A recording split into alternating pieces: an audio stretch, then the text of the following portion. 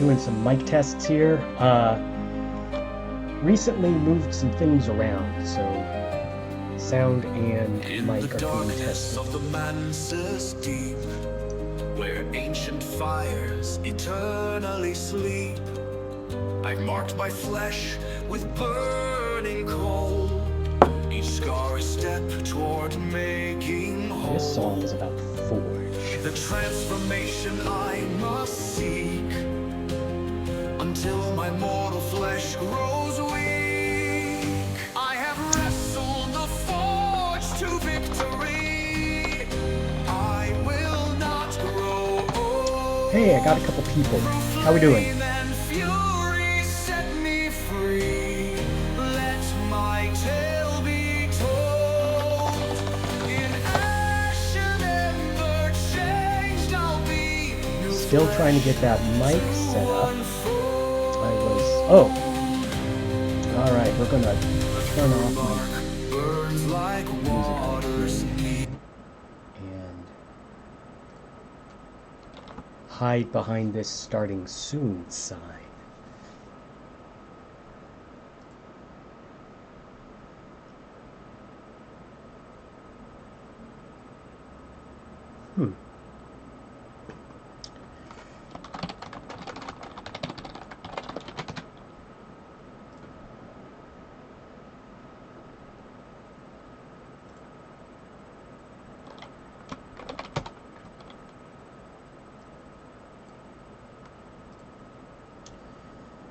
Alright, we're gonna get started here in just a second. I'm letting a couple VIPs trickle in, but I can do this part. Hello, my name is Steve Williams, and I go by Sojourner in places like these, and I am here to talk to you about a game called Cultist Simulator. I am the game designer for Pytrap Studios. We're an art outsourcing and video game production company in Seattle, Washington. We're making a cozy, friendship-based game built around encouraging daily walking, gardening, crafting. It's got gifts in it, deep storytelling, and of course, walking with your companion friends. Now, I'm the game designer for the studio with an expertise, I guess, in player behavior, game economies, game balance. With 20 years of experience, I'm trying to guide our game side of the studio to build a 3-genre game. And apparently to also build a bunch of intricate C# classes. So Pytrap's been around for some time. Their artists are they're easily some of the best I've worked with. A few years ago, they expanded into video game development, which is why you see me here today. In tonight's cast, we are going to be using some quotes from a boring mainstream band from yesteryear and a couple of 1930s radio ads from the secret histories that came to me in a dream. Now, I'm coming off a bout of the kind of flu that makes you go, oh, those weren't flu the other times. I was truly afflicted, no joke. So if I suddenly oh, looks like I am too quiet. Let me handle that before I just keep belting through my notes. How are we doing now? Am I voiced? My chums have disappeared. All right, we'll assume I am voiced. Where was I? So I have a lot of notes, and we're not going to get through all of them, so do not fear. But I really do want to stress, I just came off the flu. We have employed every chemical and ancient herbal means to try and get me to not cough and choke, but no promises. If I suddenly mute my mic, I'm fighting the mucus within. It's my overcommitment to Grail. So if you got that, then you've been down the ways I'm going to discuss tonight, after the sun has been divided and when the streets have turned strange. Or have no name. Really, which is it? Streets have no name, streets turn strange. I don't know. I should have. I got the wiki open. So the things I like to talk about before I start manipulating things. I'm not going to tell us how to design a game, or even this is what every designer thinks of. Instead, I'm drawing on my own experience to sort of kind of codify the things I've seen and pondered as I've made a couple dozen games. Last week, let's cover that. Last week we played Satisfactory, and I'm sure some of you want an update because apparently that was asked for. The good news is everything worked except for those quick-wire. It was doing 480 instead of 1200, which was no bueno. However, I fixed that. Rainbows appeared, and someone handed me a puppy. So good job, everyone. We made it.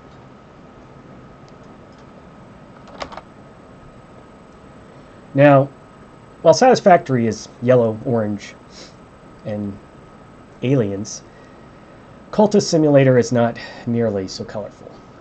We are going to talk about the joy of defeat.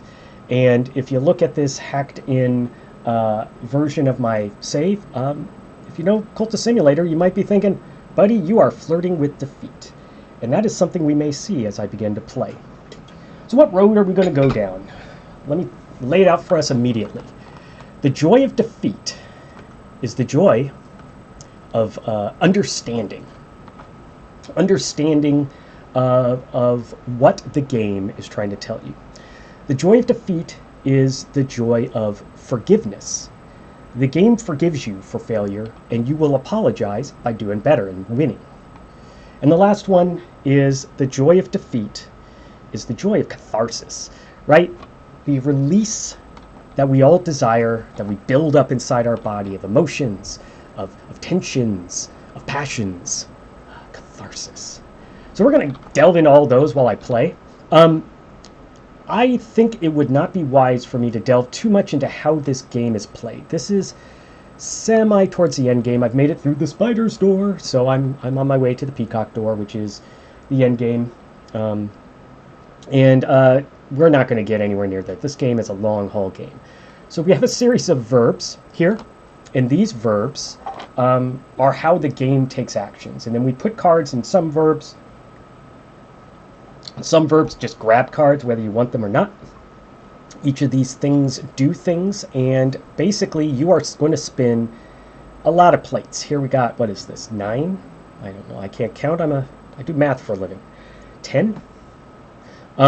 So there's a lot here, and all of these things are cogitating and moving, and your job as a player is to try and navigate this and build up this so that way you can eventually ascend. Battle the forged victory. I've not grown old is one of the end lines, and I truly love it. That was the song we heard earlier. So let me play a little bit while I adjust my notes. We can talk to a lot of people in this game, but we care about some things. It looks like we might be in deep trouble. This evidence is about to be converted into damning evidence, which will end the game if it gets investigated again. We seem to be starting to hold back the fascination problem. If this gets up to 3, I die. Well, I go crazy. I stop seeing what reality is. But I'm fighting it off with some pink stuff. And then finally, this is the thing that is the danger. We have despair. Despair will end the game as well once we get 3 dread. Oh no, we've got 3 dread just sitting in the wings, and this restlessness will turn into a dread in 34 seconds. I'm in danger. In addition to that, apparently I've got the flu, and I'm going to have to dream about that flu in order to get it to go away. So you're like, whoa, what the heck is this game? This is a 1930s style game set in a thing called The Secret Histories. It is Cthulhu, plus seances, plus deep learning. Not of like science, but more of like the tendrils that run under the earth. The House of the Sun, where you can gain true enlightenment and you will not grow old. These are things that this game is about. In order to, of course, gain true enlightenment, you're going to kill a lot of people. It is a cult. Not a nice thing. In this game, I am Grail. Grail is the passion. Grail is the body love. Grail is feasting and excess. And eventually, you explode out of your body. So I'm trying to figure out what exactly I want to deal with here before I launch into my first topic, because I've got a lot to deal with. This dread probably can be handled through starting to dream about contentment. But, oh crap. I'm out of money. So if I don't have any money, I can't dream about contentment. But more importantly, in 50.7 seconds, if I don't find some money, I'm going to get sick. So we've got a ton of failure states going on here. And while I engineered this from the save we're going to load up here in a minute, this is Cultist Simulator. This is the joy of defeat in front of you. Because what you're looking at is not the end of, I think this is a 13-hour game, but instead many lessons being taught all at once. And me as the player, it's kind of my job to learn those lessons. This is the joy of understanding, and that'll be our first joy we're going to talk about. Whoa! So let me back up for a second and get to a little bit about like what the joy of defeat actually, and because it could be anything. Like if you lose the Super Bowl, is that the joy of defeat? If like your game mechanics are the crust of the planet of your game, the deep core and the dynamo of your game is human psychology. We build games because people are people. And everything we build in these games, I'm hitting the wrong buttons time and time again. Everything we build in these games is built to try and have people have experiences that we, the game designer, would like them to have. You're going to hear this in every stream. When a game designer wakes up, they think, here's a thing I would like a player to do. I think it would be fun. And when the player plays, if the game designer does it right, they will have that same experience, or at least, a comparable experience. And if they don't, then the game designer has failed. Is that a problem? Not always, but in a game like Cultist Simulator, it is. I'm delaying because I engineered this such that I really don't have any good moves, because I forgot we have a human corpse up there. This is madness. So, you know what?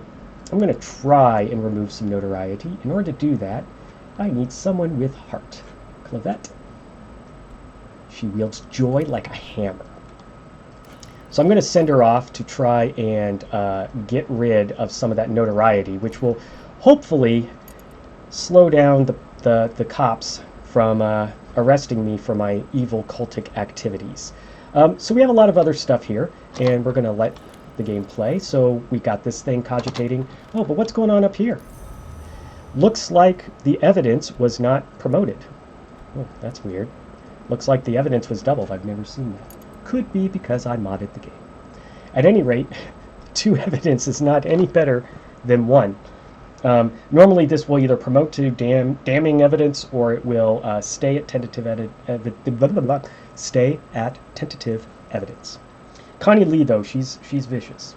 I would not underestimate her. But in a way, we've dodged a bullet. We have some time now to deal with this. All of this is not important as long as we get a chance to deal with this. Because I cheated and somehow I got 2 tentative evidences, this will be a little bit of a trek. Let's run the game a little bit longer. We could see that I've done some work over here with the work verb. In this case, I'm writing book reports for various incredibly sketchy rich people throughout Europe. Well, some of them aren't sketchy. Some of them seem very nice. One of them, though, is a stone-cold murderer. Of course, you're not going to auto-sort that one, are you? Oh, it's the work. Who's it for? Okay, him. All right, so obsessive organization, this isn't about the joy of defeat. Obsessive organization is really a thing in this game. I have several mods to try and organize things, which in no way helps. But if you see me doing inventory Tetris on this game, you can see the scope of it. There is so much moving parts going on that it helps to have help. Well, I got 2 verbs I can do now. I got dreaming, which is more than just dreaming. But in this case, I've got a real problem, and that is I have to solve this affliction, which you can dream about and get rid of. It's how I got rid of this flu. I got a couple options. Medicine, which costs money. I have no money. And vitality, which, I'm a John Henry type of guy. I have a lot of vitality. So here we go. All right. Let me take a look here at the Steam stats. Okay, we've got those verbs going. Now what are we going to do for work? Well, we got a real problem. In 44.4 seconds, I'm going to get sick or suffer some sort of malady because I could not pay for rent, basically. However, my fastest form of work that will pay me is my John Henry labor. So we're going to try, but it's not going to be in time, and I'm going to get sick, and it's going to be sad.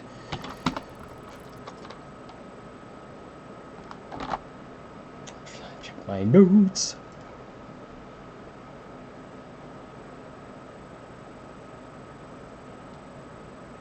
Now, one of the ways we create experiences is by guiding players through failure to an understanding. And when you do that, you have to make defeat the center of the experience. Cultist Simulator has defeat as the center of its experience. What you do in this game is basically stave off defeat until you win. The game designer for this game made a very bold assumption about what players would like to do, and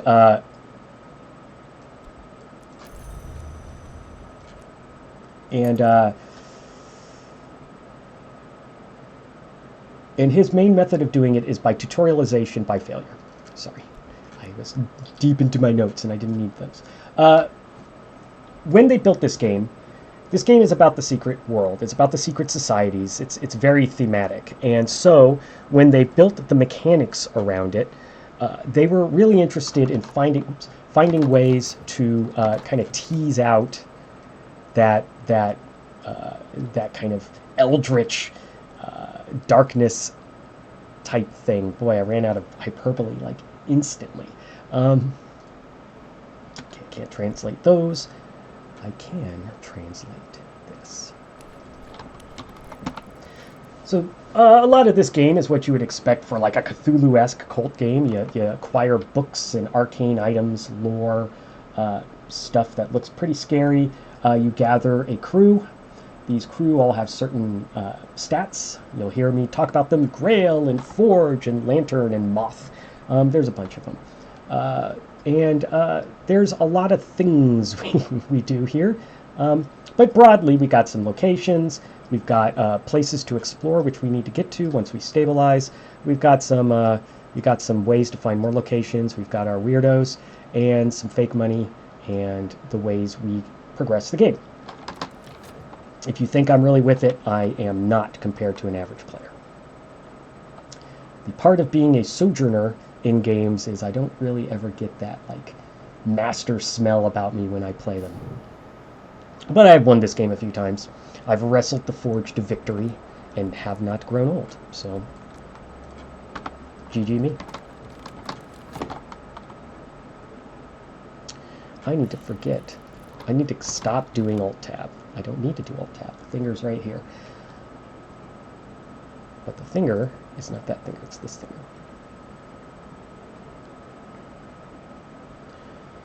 So for funsies, let's use the Red Hot Chili Peppers song, Can't Stop, to nail down these three things that I talked about earlier. Joy of understanding, joy of forgiveness, and the joy of catharsis. Literally, complete the motion if you stumble. Don't worry, I don't do that for a living. So, understanding. The joy of understanding is learning the language of the game. When you fail, the game is telling you something very clear. It says to you, there is something that you have failed to learn, and you ain't going anywhere until you have learned this specific lesson. It can be harsh, it can be nice, but we use defeat in this case to reveal how to play the game. A great example is here. I've got a ton of stuff going on. It would not surprise me if I died very quickly, and if I don't, then great, we'll just keep playing this hacked save. But chances are good I'm going to fail. Now, I'm going to fail in some ways I've already failed in before, and that's why I had to set it up, because I was not going to let that happen. But on the other hand, there's all kinds of failure to be had in this game, and each one creates a sense of understanding about what to do next. Example, probably don't want to talk to the person who's chasing you down, in this case Connie Lee, in a friendly conversation. bad things happen. When a woman named Poppy Lascelles asks you to go into a room that gets cold, you'd better have someone to sacrifice, or else the sacrifice will be you. Are you going to know that the first time you play? Absolutely not. Are you going to be angry the first time you play? And that is the tension with the joy of defeat. We don't quite know how to win unless we see how we have failed. And you know, that sort of thing happens all the time in real life. We do this all the time. I'm just casting about for which beverage is best for my throat right now. Lemon and honey. Apologies. That blasted my train of thought out of my mind. But the general thought here, and I might have already said it better. Oh, wow, some things just razzle-dazzled. And a symbol appeared behind there. We got some problems. Problem number one, not a problem. Dread actually gets rid of this fascination problem, because when you're dreadful, you're definitely not going to be like, oh, I'm having a great time hallucinating. So that's going to actually help us. This dread is already grown to 2 out of 3 to defeat us, but we got some good news. We got this stuff called solitude, which allows us to stop one of these dreads. It's called contentment. All of these are very fleeting, and so frequently you'll get stuff that you want, and then you'll discover that the timer will run out on it before you ever get a chance to use it. Before we get further into understanding, I think it's time to show you the Mansis. One of the many dreams you can do is dream about a place called the House of the Sun. And when you do, something happens. We've gained more dread, excuse me. I'm glad my fear glands were removed. Okay, a lot of stuff's maneuvering around. Let's take a look at what's going on here. I've translated the text. Wonderful. Let's read it. Boop. We're reading the high mysteries of the innermost chamber of our church solar. Now, the thing to learn real quick before we get back into the joy of defeat is because this game uses failure as the teacher, and because this game is leaning hard both in its mechanics, its vibe, but also in its actual moment-to-moment understanding of the game, they lean heavily into stuff like this. There is information here. You can read it. It talks about the sun in splendor, talks about this thing called the Meniscate, the sun's night self, priests of the church were all male. So there's a lot going on that seems pointless, right? You do a lot of reading if you really want to master this game. And one of the primary failures of players in this game is they don't read enough, or in my case, you read everything, but you don't quite get the clues. So because this game is built on failure, and because there's a commitment to failure being the best teacher in an occult game, the tool that has been handed to you, the only tutorialization tool, is these card texts, which do change in response to what you're doing, so you can also use that to test things.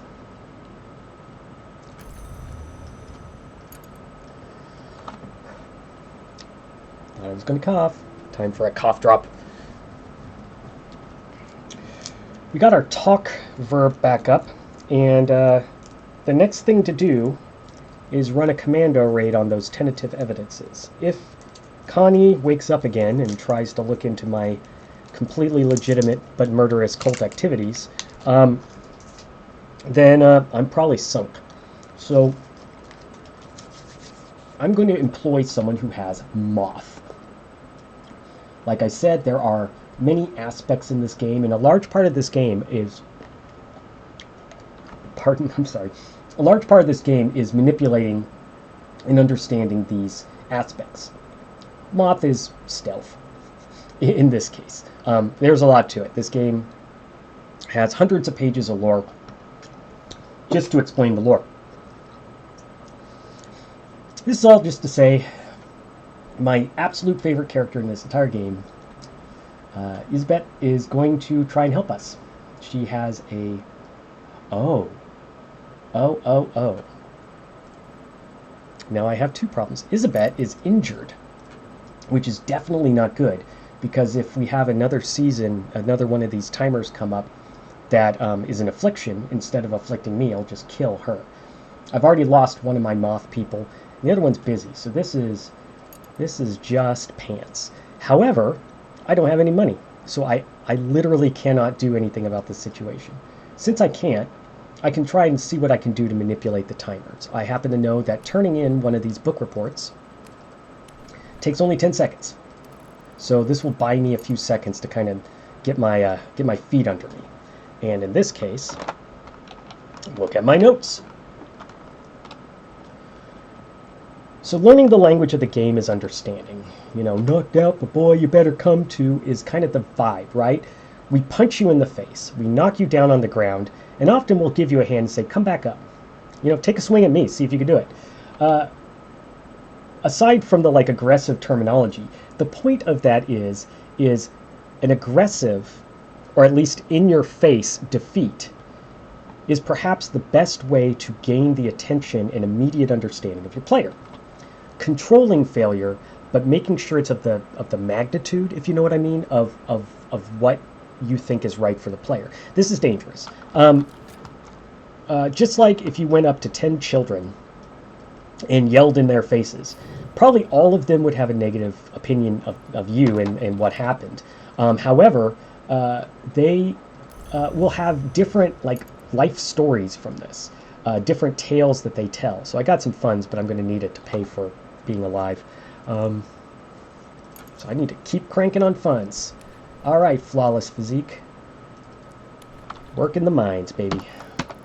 Every cult leader I've noticed in this game, one of the very first things you do is you get these like, you upgrade your skills as best you can, and it cracks me up that every cult leader I've ever led is just this massively jacked person who can destroy people in a fist fight. One of the things says it's a fascinating bit of balance they did where you're pretty incentivized to do that. Now, controlled failure, in addition to its intensity and trying to adjust that to find the right way to slap a player on the nose, but not kind of end their desire to play. Hey, Ministress, welcome, and you're rad.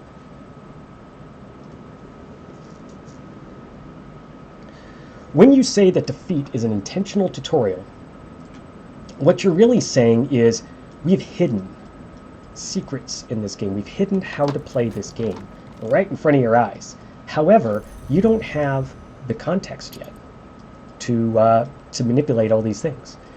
But we're going to help you. We're going to help you through adding to your knowledge of the game and see what that can do for us.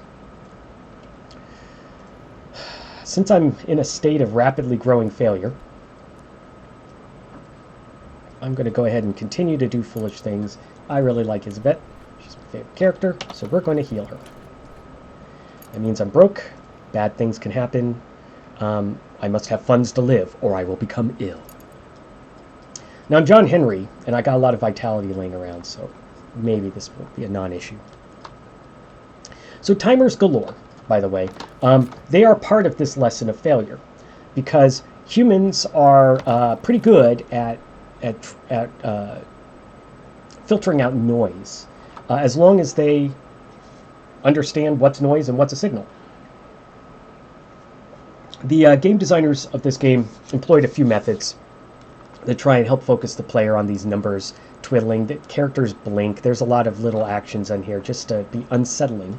And by golly, it is.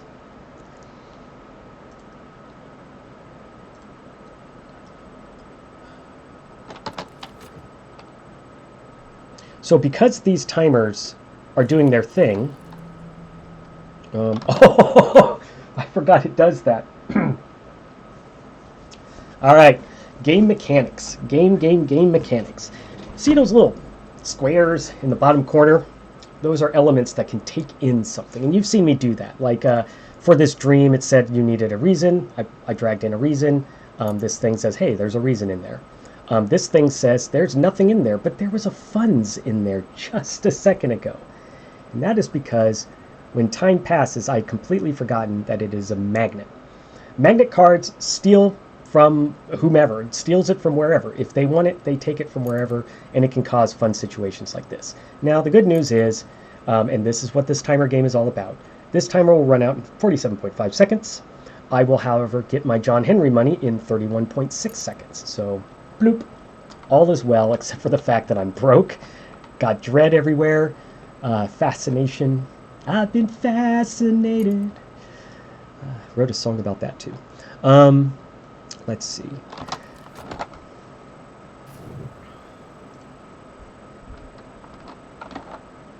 Those aren't my notes. We'll pause here and talk a little bit more. So we talked about how defeat is an intentional tutorial, which literally means that there are hidden mechanics skittering about in the game, and it's your job to either fail and find them or, take a lucky guess, which sometimes happens. But really what this does for us is it gives the player a chance to learn the game's language. If this is a sort of thing that can happen, then my mind expands. Oh, well, there's other sorts of things that are like that could happen. Maybe this game will do that. Maybe I should prepare myself mentally for this situation that I'm now dreaming of, not game dreaming, but just dreaming. This dreaming I'm having of what could happen in the game. I should not launch into my simulation thing, but a human mind does exactly one thing that's pretty unique in the panoply of minds out there, and that is we predict futures constantly, like all the time, every moment. We're constantly predicting the future. At least the executive part of our mind is. The rest of your body literally doesn't need your executive self. It just goes about its life. But that executive self, has the ability to simulate realities. Right? Think about a beach. Think about how warm that beach is. Think about the palm trees. Oh, look, you found a coconut. If any of that registered with you, you just simulated a reality in your brain with your executive section. This simulation happens constantly for people. And weirdly, it can really hang them up when there's like a layer between them, like a game. And so one of our jobs is to try and find a way to kind of hook into that executive function, that simulating mind, the mind that makes up things to see what's next. So that way it doesn't feel gamey, it feels like a natural consequence of our job as professional simulation people. And then there's game designers.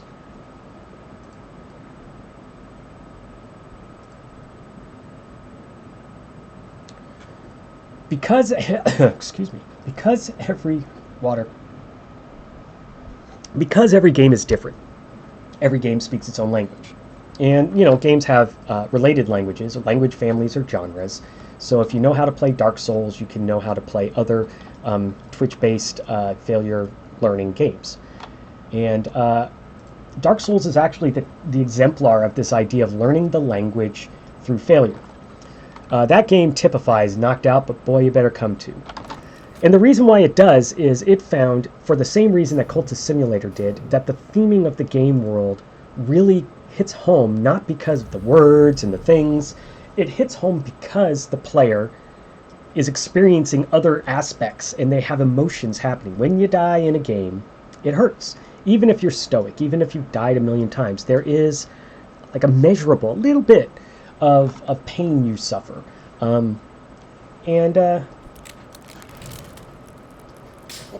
That's the Mansis. I'm on another topic. We'll talk about it later. It's where you go when you dream, if you can dream properly. We're going to hit that Mansis again. Some of this stuff is pretty grindy. There are mods to allow you to keep throwing things in there. People who are fans will tell you immediately that that is the worst way to play, because the whole point is this card twiddling thing you do. I'll say this about the fans, and if there are any actual Cultist Simulator fans in the stream or listening later, sorry, but the fans of Cultist Simulator work harder to make sure that no one understands the game at the outset than the actual designers of the game. if you were to ask a basic question of how to do something in the game, like say on any of the social medias, your likely response is going to be something like, when you say, hey, how do I get rid of this evidence? It's going to kill me. And someone might reply, when you last saw the moon, did you not notice the moth spread its wings? This will lead you to resolution. And there's a part of me that's like, well done, clap, clap, clap, clap, clap. And then you read their stuff and you're like, wow, you produce material like this all the time. Okay. Role-playing as a helpful player is, you ain't finding that in a lot of games, and it is incredibly frustrating if you're trying to engage with people. And can you tell me what 1 + 1 is? Well, you have to consider the concept of the sphere and how it interacts with the dark knowledge. That kind of thing. It's good role-playing, but it's also deeply frustrating. But that actually says a lot about this richly built game world. Yeah, but I'm off my topic. So Dark Souls, get back to this one. What does Dark Souls teach you? Timing windows, right? That's Dark Souls. You encounter a beastie, and it does things. It jumps at you. It tries to kill you, and you die, right? Because you don't know when to move. You don't know how often it moves. You don't know its pattern. You have to learn that through failure. Repetition through failure. That is how you learn the language of the game. That is the joy of understanding in the joy of defeat. The best way to put it is by learning the game's specific language, your failure is a permanent level up in your mind, something that the game can never take away. And in fact, somewhere up in game designer heaven, some game designer is smiling down on you for saying, good job, you got it. My problems multiply. I need to put a coin in here. I don't have a coin, because if I get a coin, I need to throw it in here for Elizabeth so I can save her from a typical gruesome cultist death.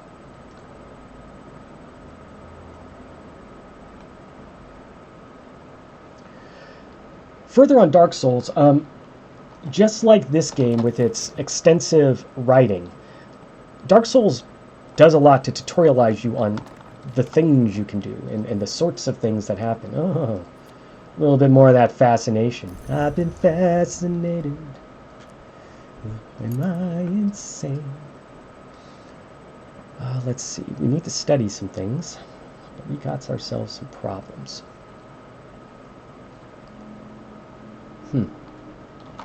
Well, I'm not here to dwell upon the inner truth, so I'm just going to translate this Latin text and move on.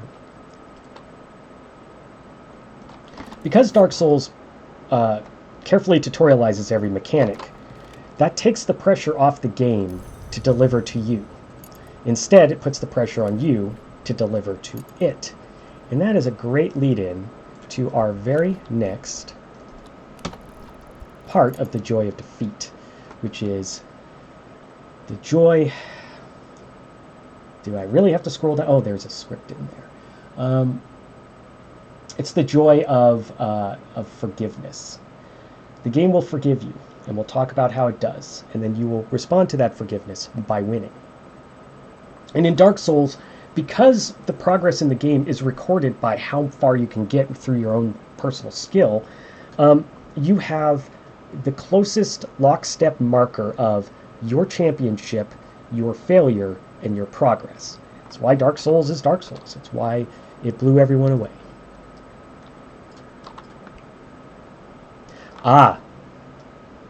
If you will indulge me, I'll stop for a moment.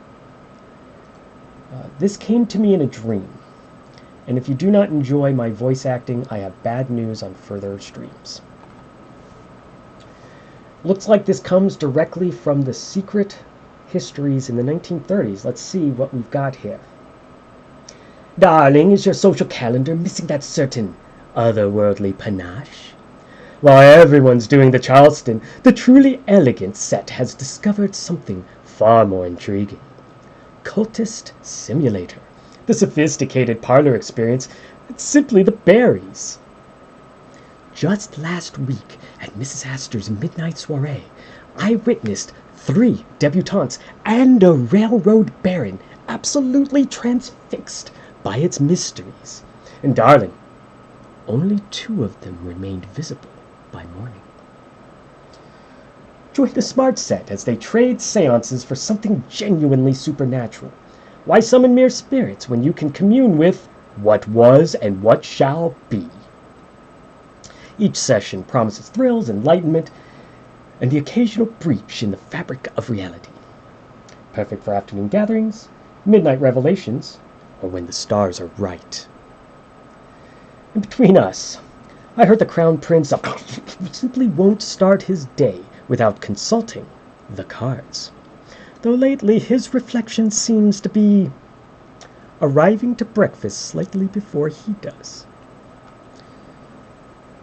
Cultist Simulator. Available exclusively at Woolworth's finest locations and select establishments known only to those who dream. Just $3.33. A mere pittance for perpetual enlightenment. Weather Factory disclaims responsibility of unexpected transformation, sudden knowledge of dead languages, or the acquisition of eyes in uncomfortable places. Remember, darlings, it's not just an evening's entertainment. It's your invitation to society's most exclusive circle, where the password is... Well, you'll know it when you dream it. Thank you, 1930s. Let's talk about permission to grow. Forgiveness. It sounds a lot better when you say permission to grow than when you say the game forgives you, but they're the same thing. Quick water break, sorry. But they're generally the same thing, right? When someone says, here's some tools for you to get better, that's permission to grow, right? And our Red Hot Chili Peppers quote for that is, come back strong with 50 belly dancers. We want you to not just win, we want you to absolutely master whatever we are offering. This experience that a game designer offers, excuse me, we really would like you to master it. And if you don't, no harm, no foul. You're here to have fun. I'm here to make fun and hopefully enough money to eat. Which is, well, you've all heard about what's going on in the game industry. There are worse things I could be doing than talking to you about games. I could be digging ditches. And I probably will be if this keeps up. But back to what we're going to try and achieve. I'm going to have to take a quick break with my juices.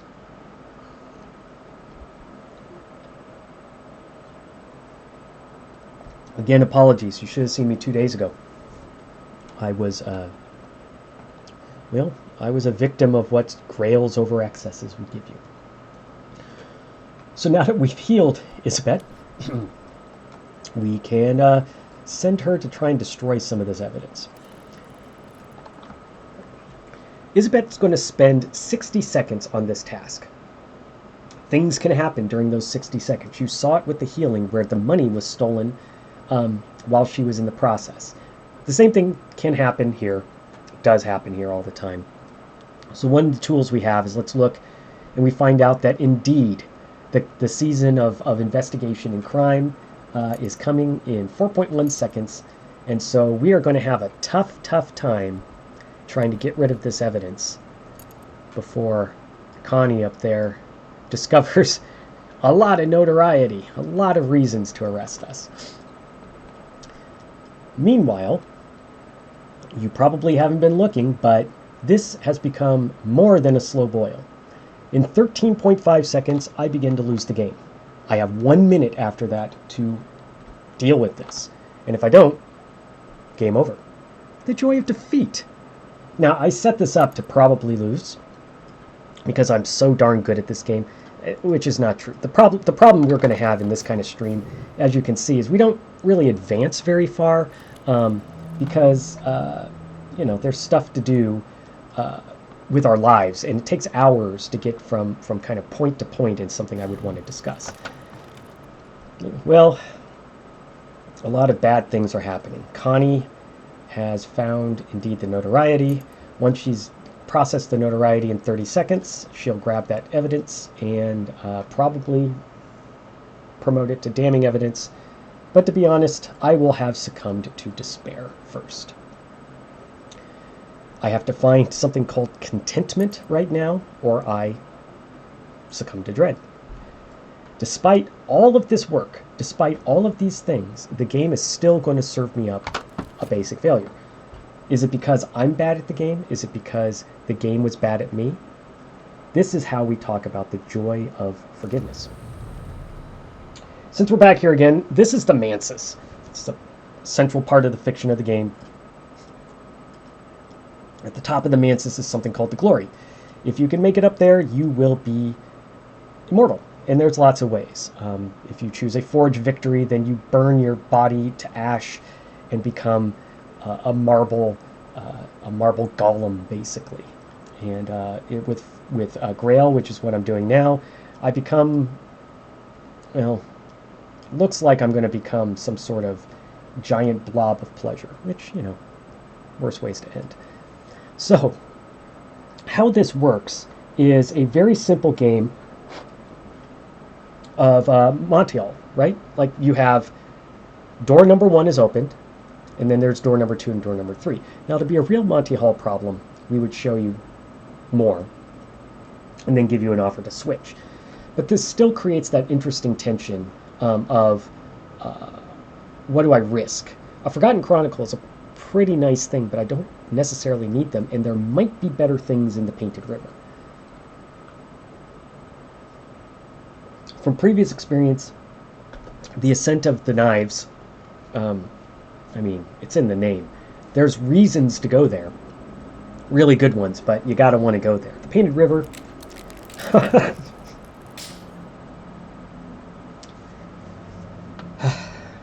Well, luckily I'm going to lose in 50 seconds because they're just piling it on me.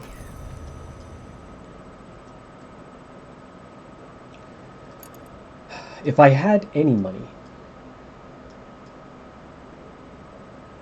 Interesting. If I had any money, I could dream up that contentment in 30 seconds. I would stave off defeat. But I don't. I don't have any money.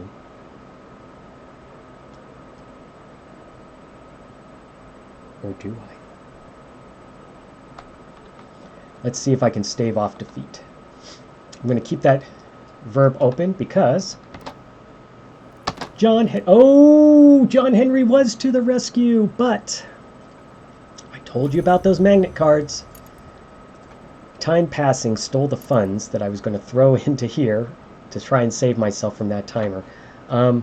Amusingly, I actually didn't predict that. This is going to get me, and I thought I was going to be able to prolong the business for a little bit longer. But let's go through the motions, do some John Henry. You know what? Since we're about to fail, let's paint a really nice painting. Paintings have a lot of meaning in the occult, and you kind of have a choice here. You can add your passion. You can make something beautiful to behold, or you can add notoriety and mysticism, things that that kind of get you into trouble, but will make you more money. In this case, since we're about to go, I'm just throw in 4 passion is about as good as it gets. You can throw in an inspiration, which is a lot of cards. In a way, you can do some things to stave off defeat if it wasn't at this state by doing things like grabbing this dread and making that the inspiration. What this doesn't eliminate the dread, but it does hang on to it until this is done, so you can use it to hang on to things that you don't necessarily want to go off. There's a bunch of tools like that. All of them you have to find yourself. It's definitely one of the more hidden mechanics. In this case, I'll grab one of the dread for whatever good that is, and die having done things. All right, there is a Hail Mary. Sometimes when you dream about health, you get a contentment, but it's a 60-second dream, so we are toast. However, we did get a lot of treasure from our exploration. A bunch of books. Some lures that got thrown down here. Our people came back. It's a big moment. Would be an even bigger moment if I wasn't about to die. Or I'm not going to die. I'm just going to succumb to my sadness. All right, let's just get this doing something. And we start to count down.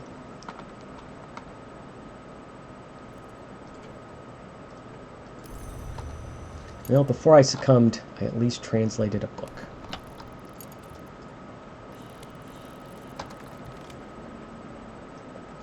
As part of the painting process, you can put money in. Haha, I don't have any money. Or you can use one of these forbidden occult paints. And you do this, well, you do this for a number of reasons. But the thing you can do is if you put in 4 passion, this is a big spoiler. If you put in 4 passion and you get at least, I think it's 7 of one of the aspects, in this case moth, and you put in a paint that's got the same theme. Here we have piebald pigment, which is a moth themed thing. This will produce a masterpiece, which you can't sell, you don't get any money, but you can use it as an object in your rituals and later on stuff. It's a pretty nice thing to do. Pretty much every game I just churn out the 7 or 8 masterpieces. It's kind of fun. This game I would have if it wasn't for despair. Permission to grow.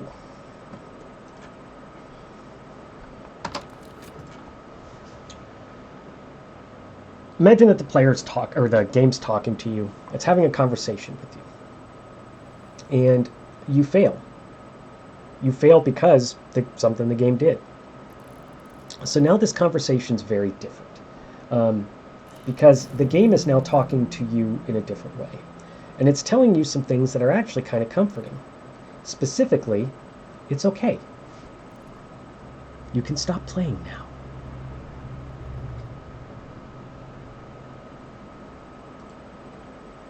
And I have failed. I have died. Forgive me, game. Tell me things. It's going to say, it's okay. You can stop playing now. It's going to tell me, it's not your fault in the end. You're here to have fun. Don't stress yourself. And the game is probably going to make you realize that it's really not the game's fault either. You're on a journey with the game when you play. It's not like the game is going to be able to do more or less than what you do to interact with it. However, this permission to grow from failure, this forgiveness by the game, is also a permission to not be defeated, like I was, by despair. This process of failure, you can stop. You're not at fault. The game's not at fault. We're mature people. You don't have to be defeated. You can get right back up there with 50 belly dancers. What they're also asking you to do, though, is take a breath. Process. See what you've learned. See if you can do things better. And see if you can make a plan to really do things better next time. Doing better after a loss is your apology to the game.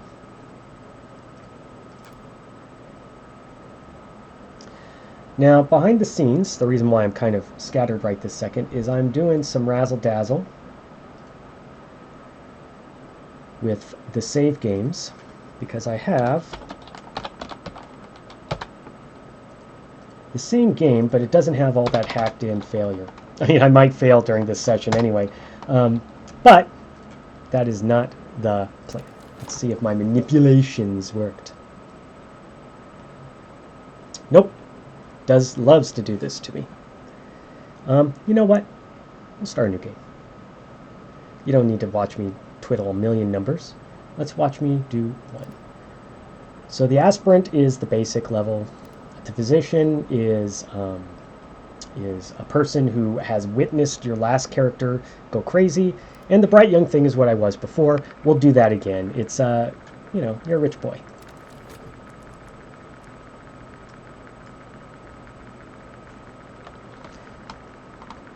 Now, when I say we fail, that doesn't mean they throw everything at you at once, right? That would be really hard for even the designer to handle. So they're doing one thing here. You got that health up there. We'll see why. But today, you have one thing you can do. You're going to work, but it's this and that. You're a rich person.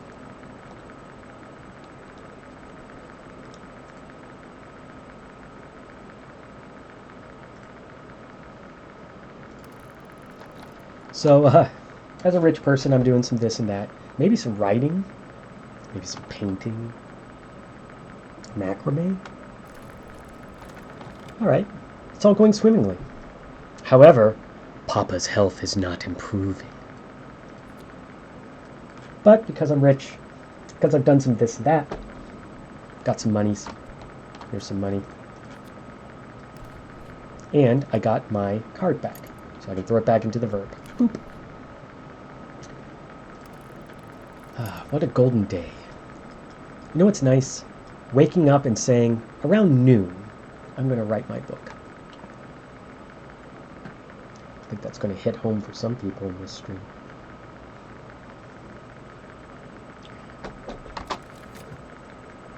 So from this very simple, easy to grasp beginning, we can see how forgiveness comes early. We've explored, we found a couple cool places. It's a sexy cabaret. Maybe has some things going on that's part of the occult. And the Orflam's auction house, which is where you go to get books. Oh, time passes finally joins us. So now we're going to start losing a fund every 60 seconds. And it is still going swimmingly. However, Papa's health is still not improving. But, you know, I'm rich. I'm a bright young thing. Papa will be fine. I mean, he once went to Africa and shot an elephant in his pajamas.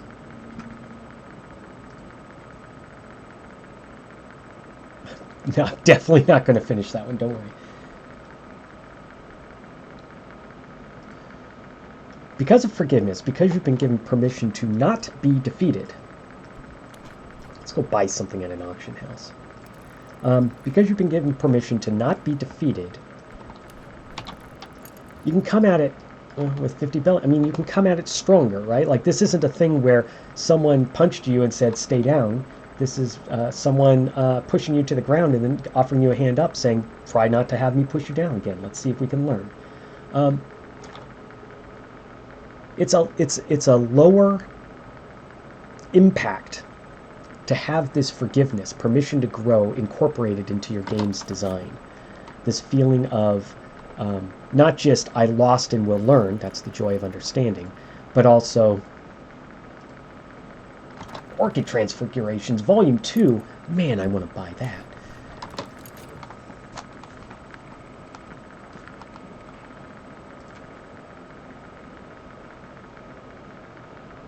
Once you've processed the lessons you've learned, how you can do better next time, you do better next time. And in a way, that's your apology to the game. That's your way of saying, oh, my bad. I did it wrong. Broke everything. Let's try it again. Let's do it right. It's an apology to the game. Because you and the game are trying to speak a language to each other, it's important when the game or you get out of step that they try and find ways to connect. As a game designer, most of what you're doing is, trying to find ways for the game to connect to the player, but there's an equally important job of making the player connect to the game. You know what? I'm a bright young thing. Let's go bid on another auction. I can't even read. I don't have the study verb yet. But who needs to read when you're a bright young thing? All right. Let us look at the notes. By the way, excuse me, hang on one sec.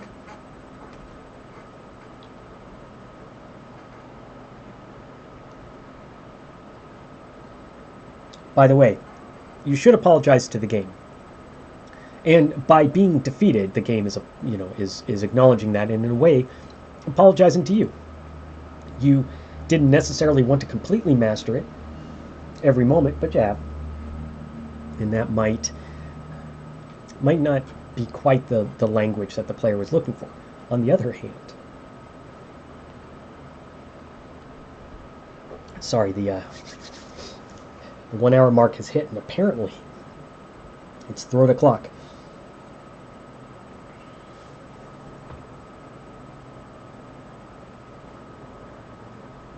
Now, when we say that you should forgive the game forgives you. This is a personal relationship. There's no game designer involved in this. You could say, screw you, game designer. You're not part of this whole joy of forgiveness section, right? Wow. It's going to be a trek. I'm going to pretend like I'm just choked up about this topic. The author of a book is not the book, of course. And so when you are enjoying a book, when you are trying to understand the language of the book, when you are looking at how you can fail the book in a way by not understanding it, how the book can fail you in a way, not fun, weird, offensive. But the one thing you shouldn't be going around saying is, this book sucks. Let's get that author. Same thing with the game designer. You can hate the game designer. It's probably okay. It's probably healthy. But they're not in the conversation anymore. The game is. The game and you is. And that's why the joy of defeat includes these kind of communications. The joy of understanding and the joy of forgiveness. Permission to grow. Let's look at my notes here in a second. Orchid Transfigurations Volume 1. We're doing it. We're making the set. Sold.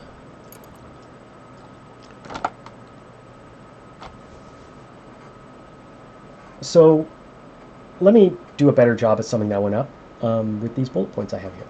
So the key aspects of the forgiveness angle is permission to step away from the game, a release from you being the problem, and it's a release of the game being the problem. Instead, you're acknowledging that it's kind of a conversation partner now. When you improve, that's a reconciliation with the game. And that is an acknowledgement of the designer's intended pacing, the designer's intended vibe, what they want you to experience, right?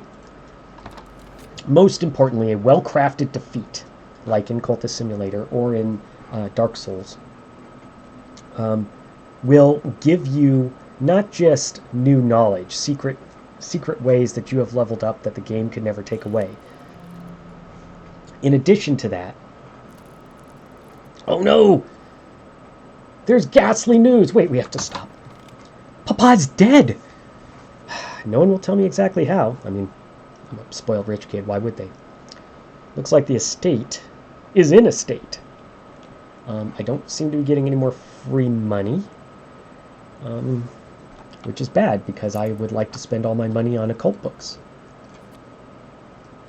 But, at least got a tiny trickle of money. Well, darn. I can't do this or that anymore. But I did learn, I don't know if you saw, by clicking on the work verb, I saw health glow. And that is another one of the very few tools you get in your tutorialization.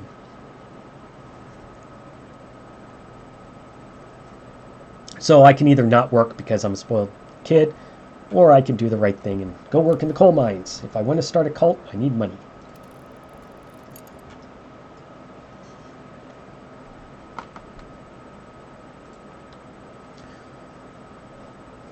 The game, the game Celeste is a great one to understand the concept of forgiveness. There's instant respawn. There's no punishment for failing. There is, the death counter kind of normalizes what a failure means. There's many paths, some of which are very basic and some of which require advanced skills. Both are equally rewarding. finding these paths. Oh, don't you dare! Someone is trying to outbid me for the fine orchid transfigurations. I don't care if I don't get an allowance anymore. I have to have that book. But the thing that really makes Celeste a really good game, Celeste? Actually, I was going to look that up. I'm assuming Celeste, like the name, is the way that it has multiple ways of accessing its various bits. And this allows a player to not just go through the forgiveness cycle, go through the understanding cycle, but also gives them a different type of understanding and forgiveness, which is maybe you shouldn't keep going the way you're going. You keep hitting your head against the ceiling, maybe you should start to dig. And that will come a little bit with catharsis, but this will also let's stay here with the forgiveness part.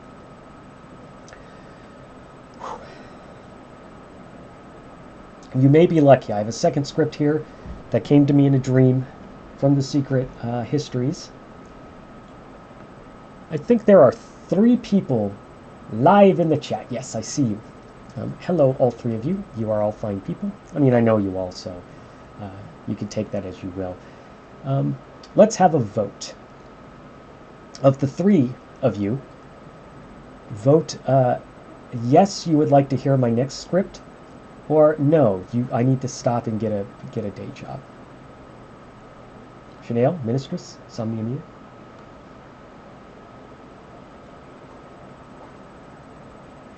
While they ponder that, we'll let the timers twiddle a little bit. I do claim to be playing these games while I'm talking. And to be honest, this is starting to feel a little bit more like the first stream where I kind of got distracted by the topic and not enough about, hey, this is a game that we would like to see. Let's see if our guests... okay. I'm going to mute for a second to handle some quick business, and then we'll go for it.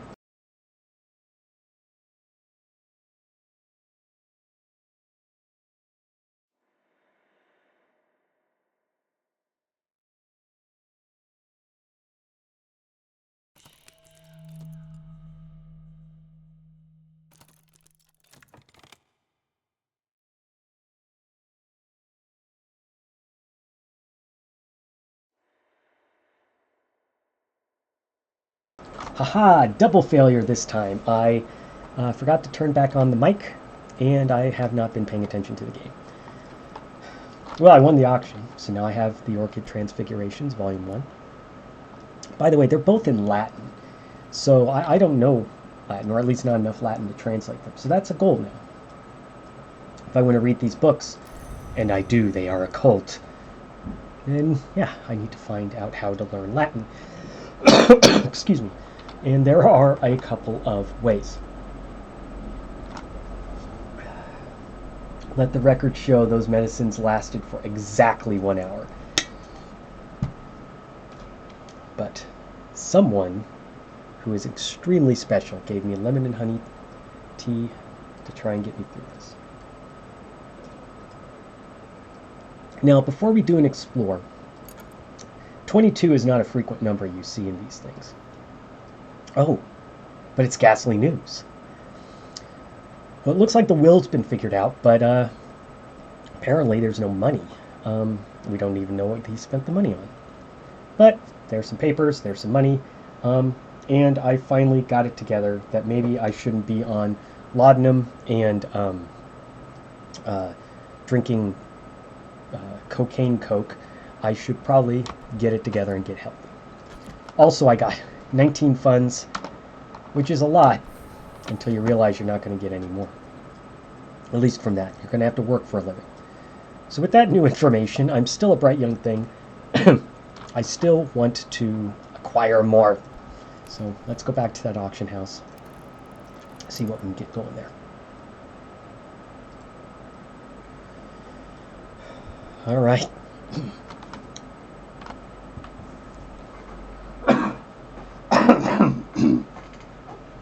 You had to have the coffee, I guess. All right, this came to me in a dream. Ladies and gentlemen of distinction, are your evenings at the Vanderbilts becoming predictable? Has even the finest champagne at Domenico's lost its sparkle? Perhaps what you seek lies just beyond the looking glass, with Cultist Simulator. There it waits. Why, just last Tuesday, at the Metropolitan Opera, I observed Mrs. Astor herself dealing cards in her private box during Puccini's Madame of Butterfly. Most curious, the cards seemed to deal themselves after the third act, and several patrons swear the soprano's aria was performed in a language that...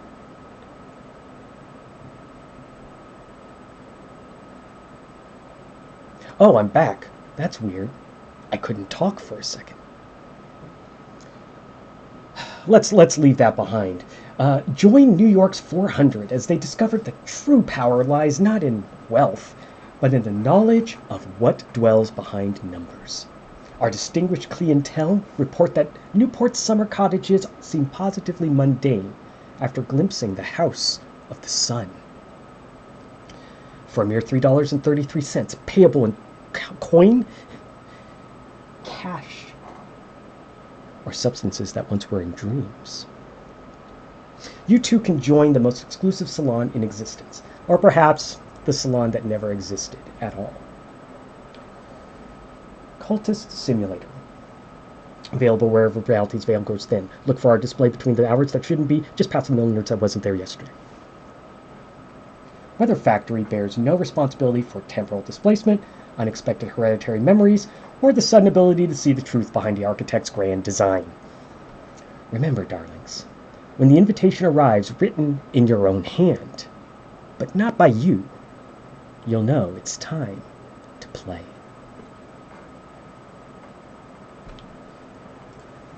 Catharsis.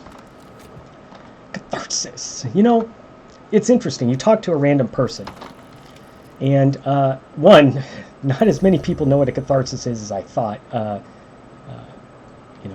That's not like to try and be nebbish or anything. It's just one of those things you learned in school. The Greeks wrote tragedies, and the reason why is so that way you felt better afterwards, or at least you felt rinsed free of those things that drag you down or that lift you up too high.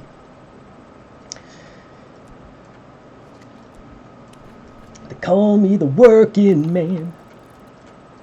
Yes, that's what I am.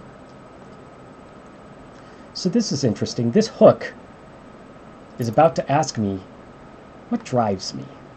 Who am I?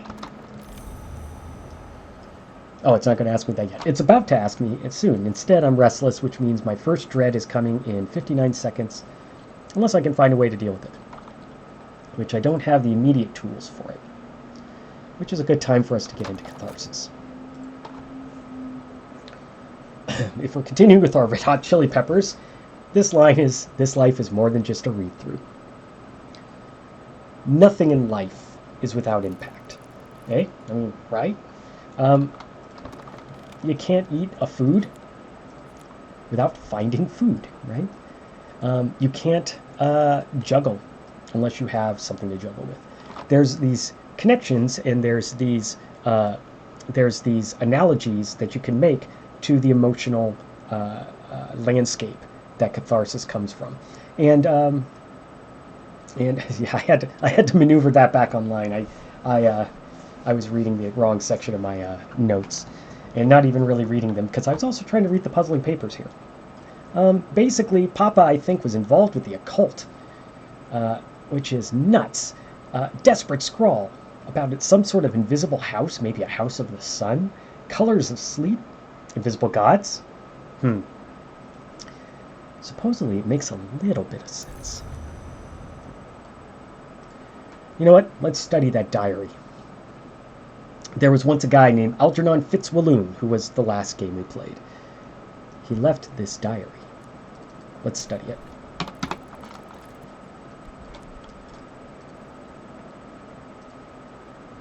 On what is contained by silver by Pomander. Yes, of course I want that. And there's very, very few of those left in circulation, or even in this reality. It's in Greek, though, so that's another thing I'm going to have to wait to use. However, this book, wow, hanging in there. This book, despite being about Rome, is in English, so we can leave that there so we remember to read it next. If you really want to hear about catharsis, I really want to tell you about catharsis.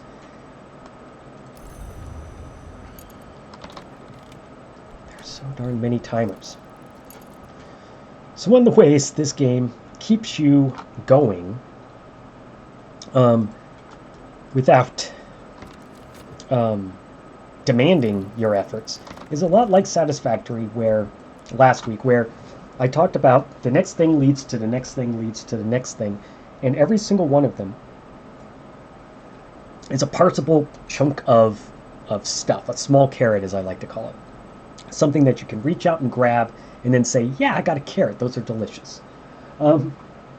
There's medium carrots, which are like session carrots, and then there's long-term carrots, which are, or the big carrots, which are the mountain in the distance that you're trying to get to. But these small carrots have a lot to do with your emotional regulation in a game. This Algernon Fitzwilloon, he keeps writing about things like a locus of impossibility, a fount of the future, and one who has cut the eye. But luckily they left an address and a name. I got my first bit of lore, a red secret. That is Grail lore. In this playthrough I am going to attempt to win a Grail victory, so that's a pretty good one to get right at the start. And I've gained my ability to think. Reason.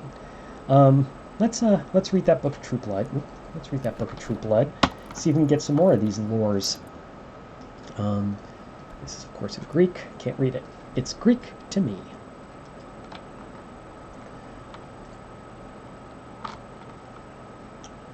I don't know if I should like deeply delve into what catharsis is, but it's a release. I think the best way to put a catharsis is it is a release, but it is not a typical release. It is a meaningful release. It is a targeted release. It is a release that is intended to save you from something deep inside you. And in a lot of cases, defeat gives you that catharsis. Defeat gives you that catharsis, right? It's necessary for the story, but it's also necessary for your journey through the game. A great example is Outer Wilds. This game has all the bits to prepare you for catharsis. What's this book? Oh, a collection of poetry. I am all over that. Maybe it'll be that W.B. Yeats guy. Did you know he ran the Order of the Golden Dawn, like the main magic society worldwide for a while? He ran that thing. And this dude named Aleister Crowley, which needs no introduction, once fought a for real magical battle with Yeats over over who would own their little magical doodads they have in their rumpus room. This is all a real story. You can look up the Battle of Blythe Road. In fact, I really recommend you do. It is the wildest thing I've ever heard. Aleister Crowley dressing up like a monster, trying to get in. W.B. Yeats and his chums. He had a posse literally shouting and throwing spells at him. Literally. That's the only thing they could think of to do, because Aleister Crowley is, there is no magician greater than him. And more importantly, he's not really about the Golden Dawn. He's about power for himself. So Yeats knew this. Everyone knew this. Crowley knew this. But Crowley also knew that if he gained these magical doodads, which sometime I should find a way to share the picture. The rumpus room where they did this is exactly like what you would expect a 5-year-old to live in, and their magical doodads look like 5-year-old toys. When I think about the greatest poet of a generation, and one of the most infamous people of a generation, fighting over 5-year-olds' toys that have like, paste gems glued to them and stuff, I feel a lot better about myself. It's a different sort of release. I can say, at least I'm not W.B. Yeats, throwing magic spells at Aleister Crowley in a vain attempt, perhaps. But the spoiler is, Yeats actually won, and he didn't use magic. Perhaps that's why he won. Because Crowley would have messed him up if magic were real. But they didn't know that. These These magical societies are heavily referenced in this game if you've read up on the history of like occultism and specifically the shift from seances, which was a late 19th century thing, instead to a shift of more powerful and impactful magic. Instead of like asking the universe, it's more like summoning the universe. And the thing about seances is it's really easy to not for them to fail and everyone thinks it worked. And it's very easy for them to work in ways that aren't actually true. So seances are the way to go. Once you get into 10 rich people standing in a circle wearing weird tie-dyed robes, man, you should look at those robes, and waving around weird sticks with gems pasted to them, that's a whole different thing. These people would gather all the time to cast spells. That's literally what they did. They'd gather in various magical forests or in various magical places once they were in the Thames. And yeah, they just casted spells. I think there is a pretty clear intelligence test there because the membership of the Order of the Golden Dawn contained a lot of famous people from the beginning of the 20th century, but a lot of them just kind of cycled in and cycled out. I think a lot of people would love to believe in magic, and they will go to places where magic is being done, churches, synagogues, temples, circles of standing stone, beautiful forests, all these places where we believe magic is happening, right? Like otherworldly events that cannot be explained by the human mind. And it's a lot harder to buy magic when you have stood around in a circle chanting really bad Latin for hours sometimes. Sometimes there was literal blood. They did the things. And of course, none of those spells worked, or they probably thought it did.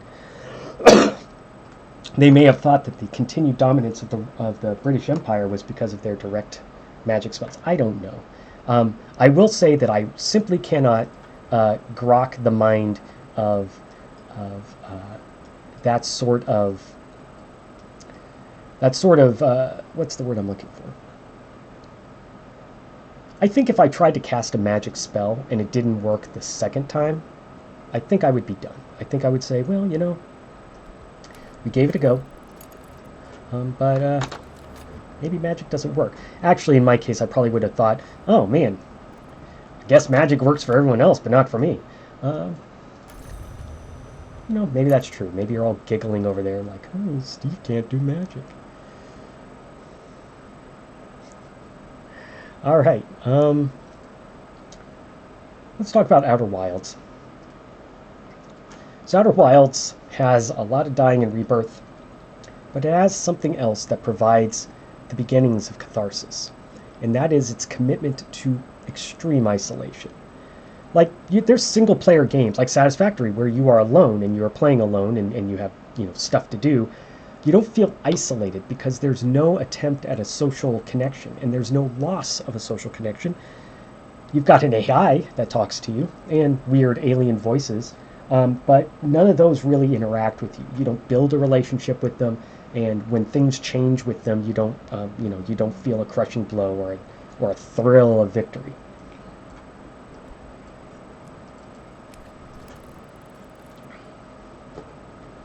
I'm getting down to the good honey part of this.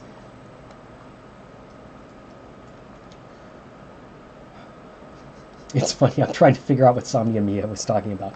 There's a lot of things that are not very cultist of me. But Samya Mia knows it's a story I like to tell. I was voted in my high school as most likely to form a cult. And weirdly, I don't enjoy cult stuff anymore. But some people do. I think cult stuff is great. Like when people get into like learning about it, I think the key to that is there's a level of fear when you learn about a cult, because you always have to ask yourself, how would I have done? Look up the history of the Holy Rollers. Really, look up the history of the Holy Rollers, and learn how a man comes into a town and not only takes over the town, but he can read about the Holy Rollers. It is an example of how cults that you thought, well, I mean, it's ridiculous. They literally rolled on the ground when they weren't engaging in hard labor. It turns out that was the key to his success. Because if all the men were laboring in the fields, that left him to handle the other people in the congregation. Generally, he commanded the men to sleep where they fell, and so a lot of them slept outside. It is everything that makes a cult disgusting. It's like every line of my reading of the Holy Rollers was like, wow. And you start to like look at the rest of the world, and you're like, well, okay. I mean, if something like that can happen to an entire town, then maybe this sort of thing over here isn't so bad. Now, in the Outer Wilds, isolation is king, because it focuses you on yourself, right? It starts to build up the battery of emotional payload that's going to be released later in your catharsis, and that's a big part of it. Let's talk about a Greek tragedy, because that's where catharsis was first discussed. Excuse me. Incidentally, let me talk about a play that's coming up here. I'm starting to build up dread. Bleak thoughts are happening, but I can nip this in the bud. Next time I dream, I'm going to dream about contentment. It costs money, because the only way to dream about contentment for certain is, of course, by taking opium, which costs money. So I'm going to deal with that. I'm going to deal with that. 1-2 plays. So there's strategy going on here. Are you kidding me? For a book of poetry? All right. Bright young thing, I'll take you on monetarily. My daddy was probably a textiles person. All right. Oh, I hit the wrong thing. I was like, these aren't my notes. Every time you die in Outer Wilds, there is a direct advancement of the plot. Your death is required to learn about what's going on here. And there's a hidden timer in the game that ensures that you stay focused on what you're trying to do. And that timer is a supernova that happens every 22 minutes, basically, unless you can stop it. And that's the game. Stop the loop. However, Poppy, I'm going to have to sacrifice someone soon. So we ain't going to talk to her for a while. Though it wants me to. You know what? She'll just say, "Hey, I'm cool. I'm going to give you some money, but you have to sacrifice someone to me." You know what? Let's ask her what the hell's going on. Because she's like, I'm gonna, someone. What does she say exactly? Yeah, just introduce me to someone else who will end matters properly. So let's employ our bright young thing reason on that one. So because there is a clear time loop, that's different than just dying because you built up dread or something like that. That gives you focus. Oh, well, this is suddenly very complicated. Well, not complicated, but harder than it should have been. Because we, sorry, getting back into those notes. Because we know when we're going to die, quote unquote, that gives us both a freedom, but it also continues to build up that pressure. That's right, I was going to talk about a Greek tragedy. So in a Greek tragedy, which is kind of where the catharsis concept came out, the idea was to present a truly overblown story that contained things that you would feel. For instance, your father being killed, or accidentally seducing your mother. These are things that, luckily, almost none of us will experience, hopefully. But through going through the experience in the play, I get to build up what that feels like, and then I get to release it at the end when probably the people die.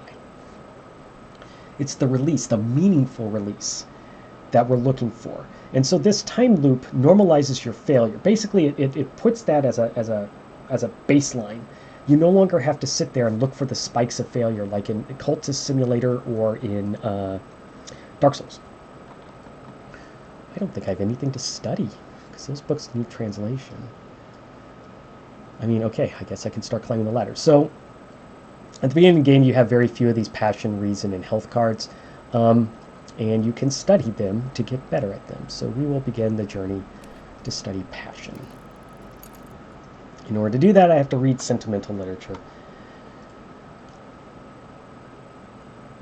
So just like these Greek tragedies built you up a battery, a core, a little flame of emotions, and generally not emotions you allow yourself to experience or have experiences for. Think about our own entertainment. We are worldwide, by the way, this is just humans, obsessed with violence. Absolutely we want to be around it all the time. We love watching it. We love hearing about it. We love fantasizing about it. Much more than, say, mowing a lawn or building a battleship or something. For whatever reason, the animal violence is a thing that beats with our heart. You can't have a civil society if people are threatening violence against each other. I mean, no civil society can last that. Zing. So we, where was I going with that? I was so busy trying to build up to that little zing, the lamest zing ever. Once again, the Dane Cook of bad jokes. We were talking about building up that battery. We're talking about building up that core of release. Oh, that's right. And we want to do it in things that you're not going to do, right? Like things that you can fantasize about, but if someone walked up to you and said, would you like to have an orgy with a harem? Surprising number of people would be like, I would need some documentation and possibly some waivers. The point there being that we can fantasize about all sorts of wonderful, glorious pleasures and pains and all these other things because we simulate reality constantly.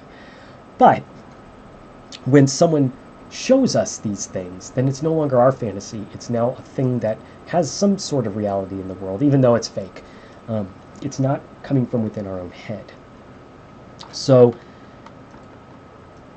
we like to see things that make us feel things that we would never do.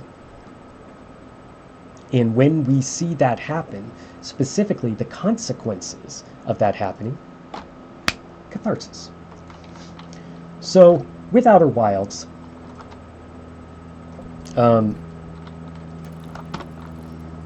that's central to the narrative, right? That they designed this narrative for emotional impact by normalizing your death. You know it's going to happen over and over and over again. But the one thing that you cannot lose is your knowledge of the game. And just like with Dark Souls, you gain your ability to play the game by failing to play the game. This story, if you've never played Outer Wilds, I'm going to... Well, it's a pretty basic overview. There's an alien race, the Nomai. They're gone. And you find little bits and pieces about why they're gone. And it's a tragedy. Like, it's a literal tragedy. The more you read, the more you're thinking, oh no, really? But you tried to help, and you came to such a bad end. Over and over and over again. You were trying to fight, you weren't even involved, and now you were dead. Stuff like that.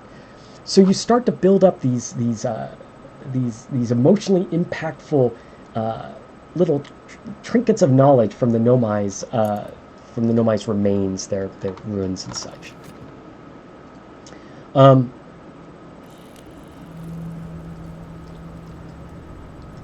Now the Nomai all died.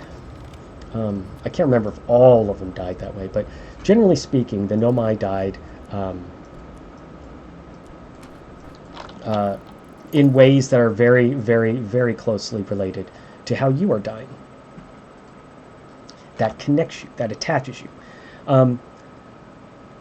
when we think about what a mind is, and I'm not going to get into theory of mind. If you ever want to spend hours talking to me, theory of mind's where you can go with that. But there is a phrase that I think everyone should kind of keep in their mind. The essence of empathy, the essence of understanding, is when you look at someone else and you say, "There goes I," literally meaning I could be in that situation. I could be that person. That is not an alien. That is not a cat or a dog or a skyscraper. That is a person who is having experiences I can relate to. There goes I. And the Nomai have been encircled by this, and now there goes I with these aliens. And you do that by learning that they died in tragic ways, and you're dying in tragic ways. Twinsies.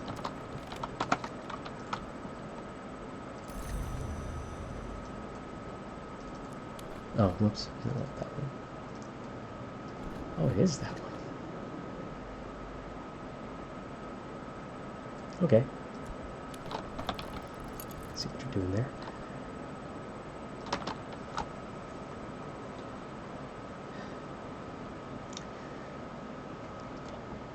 All these, oh, I thought the game was running. All these bits and bobs that I'm talking about build up like a coil, like a coiled spring. And having played it, I failed to have the correct, the full scope of it by knowing a little bit too much, which is my curse. Are you kidding me? But this is the first volume of Teresa Gaumier's. She's up in the Manses, so she clearly knows what's going on. By the way, I'm talking about all this lore.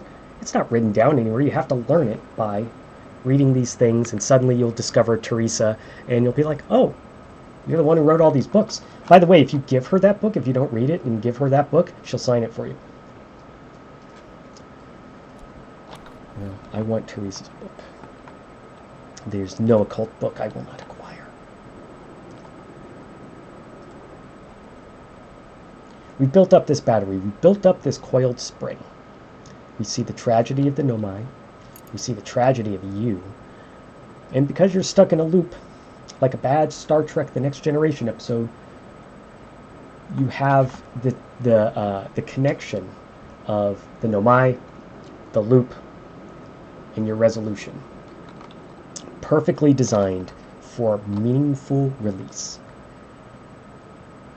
Along the way, there's these companions. There's an expedition, and we've all been scattered across all these really inhospitable planets, and you can hear them, and you can find maybe one. Well, you can find one at a time.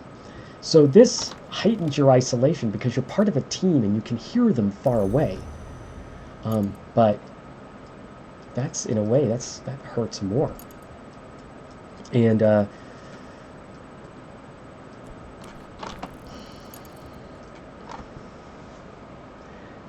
so you learn about your companions, and there's a song that you all play, and how you find your companions is you listen to hear if any of these moons are giving out any part of the song, and each companion has their own part of the song. But the entire song is not possible until you all get together.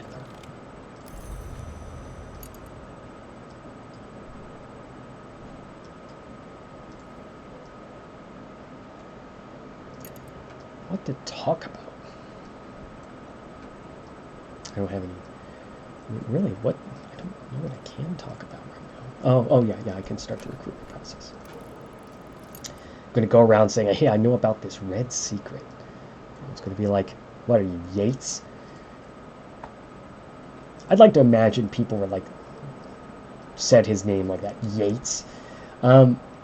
Let's close up this story about the Outer Wilds, because we want to start wrapping up everything. So all this is happening. Your isolation, your inability to kind of gather the team, but instead touch them individually and hear them in the distance. You're learning about the tragedy of the Nomai and the sad things that led up to their demise, and how it relates to you. And all this conspires. Oh wait, I need to keep boosting my passion. One more.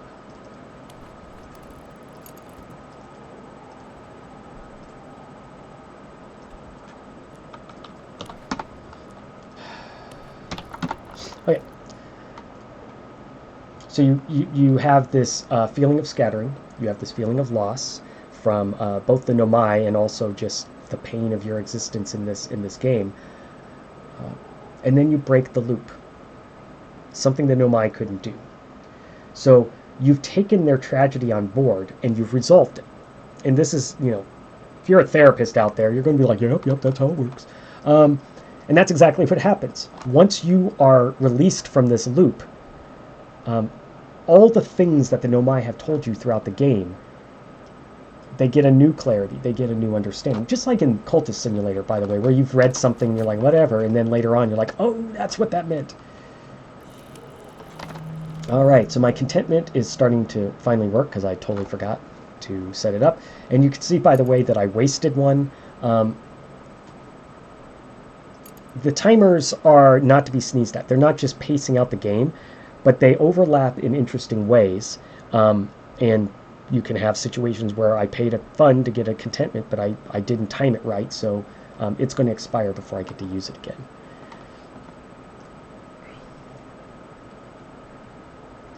I think the key moment, though, in Outer Wilds is not just stopping the supernova and resolving the pain of the nomai who are gone. Well, by golly, you just say that out loud and you're like, wow. But it's not just that. Okay, by the way, there's a thing I can do. If I dream with dread and contentment directly, take it away. I mean, it's still not going to help me with this problem. I'm going to need more contentment, but at least I stop one more dread.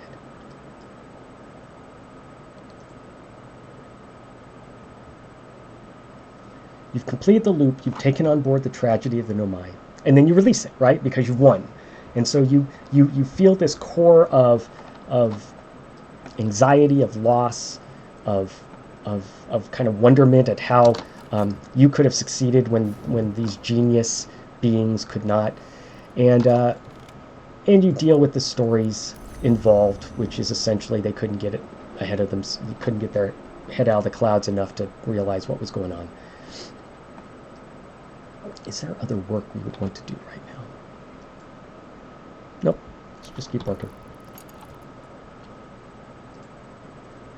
The key moment of catharsis, though, and just my description should kind of land that one home. You've been isolated. You've been talking to your team members, but they're not all in the same place. And they can't really get there because they're all crashed on these various moons. And they're also trying desperately to solve the problem of this supernova happening.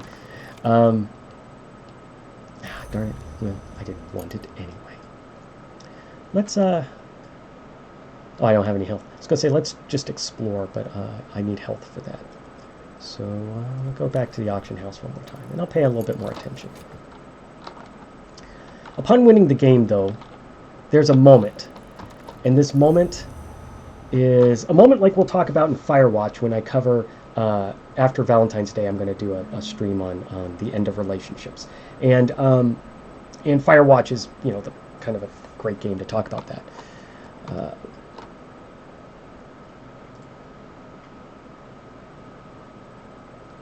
But there's a moment in Outer Wilds. You've won the game. You've built up all these relationships. You've felt all these feelings. And the way they allow you to release this fully, this meaningful release, is there's a scene at the end, there's a campfire, and the whole team is sitting around it. And if you recall, each team member had a part of a song that was your team song. And you could hear each one part as you explored and tried to connect with them and tried to solve this mystery. But now you're all together.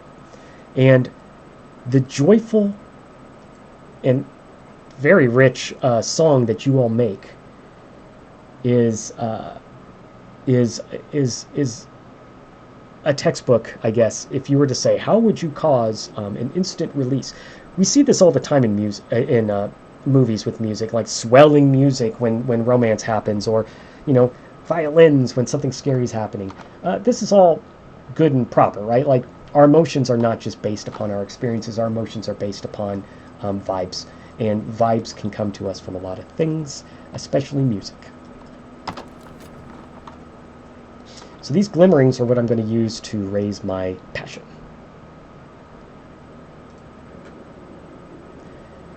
I want to stress, a lot of people get catharsis wrong. I need some passion. 22 seconds. No, 5 seconds. I'll have passion. Okay.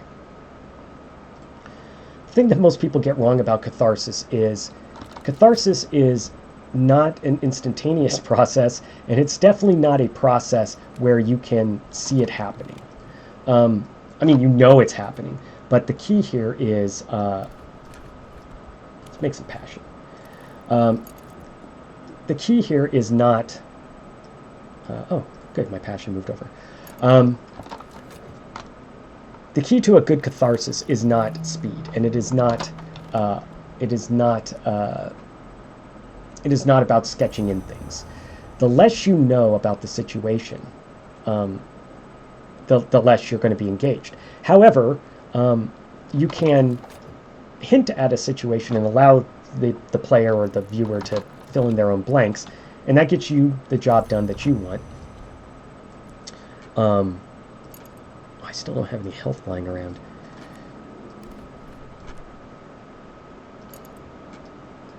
If I paid a little bit more attention to my timers, said no one ever. Let's get rid of that affliction. About to kick back that despair a tiny bit, but we do have a dread waiting in the wings. But I do think, yeah. Oh no, I have to heal that affliction. Then I can drain for some laudanum again. Where to explore? What are my options? Ah, yes. I will take a memory I had and see if I can find something. This can go terribly. Ah, yes.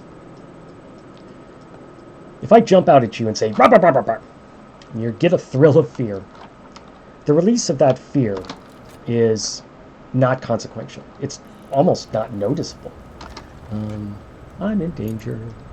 It's almost not even noticeable, and it's certainly not impactful. The person will not remember it, other than to say, wow, this guy came at me. I see that the game is doing game things too.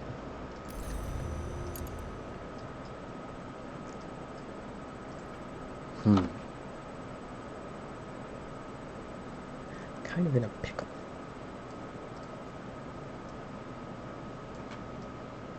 So, how you learn in this game is you can do something like you look at this and it's like, oh, my temptation is sparkling. Let's see if I can work with it. And it's like, it tells me, oh, I can use this, but I have to promote this temptation into some sort of desire, and then do rituals. Okay, so I can't use it now is basically what it's saying, but it has given me some information for the future. You know what? We're here to talk, not to optimize. Got some fascination problems coming. Game's trying to hurt me. The only way you can properly create a catharsis is by creating such a simulacra in the viewer or the player's mind that matches what they think they could feel. The closer you get to that, the more effective your catharsis is. That's what causes catharsis. The person says, ooh, I felt this in my very soul.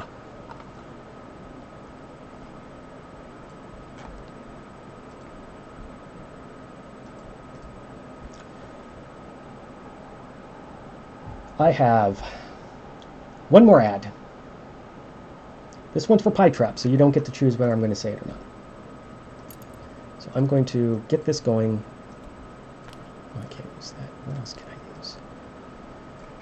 Okay, let's just go lower. Let's just deal with this.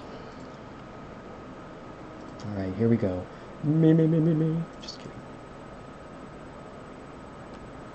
Oh wait, I need something for this.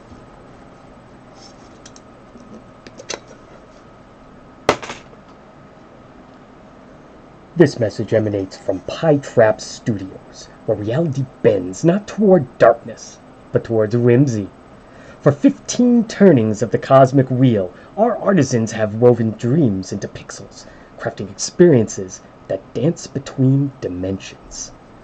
From the gentle mysteries of forage friends, where every planted seed ripples through the tapestry of friendship, to commissioned works that have graced the screens of those who dwell in the mortal realm, our craftsmanship transcends mere creation. Pytrap's artisans, seasoned by decades of wielding the sacred tools of design, stand ready to manifest your visions into being. Whether through your tender nurturing of garden-walking simulacra, or the manifestation of brand identities that echo across the spheres, we persist in our dedication to excellence. Seek us out at the crossroads of imagination and implementation, where every project is infused with the care of master craftspeople who have glimpsed beyond the veil and returned with Adobe Creative Suite certifications. Pytrap Studios, where whimsy becomes reality, and reality becomes something far more entertaining. Normal business hours observed in this dimension only. Temporal warranties may vary. Well, 'tis brillig, my dears. And looking at the old clock, a new hour is coming upon us. Okay, that one's a deep cut for you Cultist Simulator people. But another Latin book about the hours. How it's kind of kismet that starts religions. So let me start to close by saying some things. Because it's brillig, the hours may notice us, right? And therefore I must depart for your safety. Before I depart, though, I should tip my hat at you. My tricorn. Oh no, in this case it would be in a derby here. We've got our first potential cultist, Au Clair. Seems to have a scholarly aspect and a morbid streak. Perfect for a cult. Let's talk to her. Maybe between you and me we can found a mystical organization. Oops, wrong button.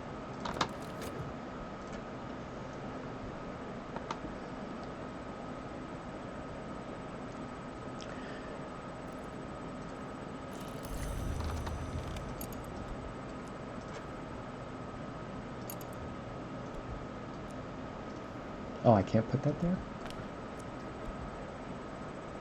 Ah, yes. We will be the Order of the Bloody Cup. Grail worshippers.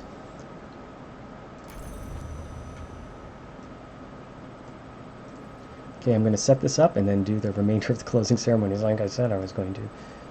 Is there one that does a new translation? Yeah, Teresa's book. Go for it. All right, I'm Steve Williams. I go by Sojourner, a traveler through. I am the game designer for Pytrap Studios, an art outsourcing and game development studio. We are making Forge Friends, which is a game about deep relationships. It's got a full slate, companions, gardening, crafting, and promoting healthful walking. That's kind of the big goal here. And you can join us on the Forge Friends Discord to see what we're cooking. My schedule for the next few weeks, I would love to see you again. Thursdays, 7 to 9 p.m. Pacific. I have a different game and a different topic. The next one is going to be a little bit interesting because there is only so many things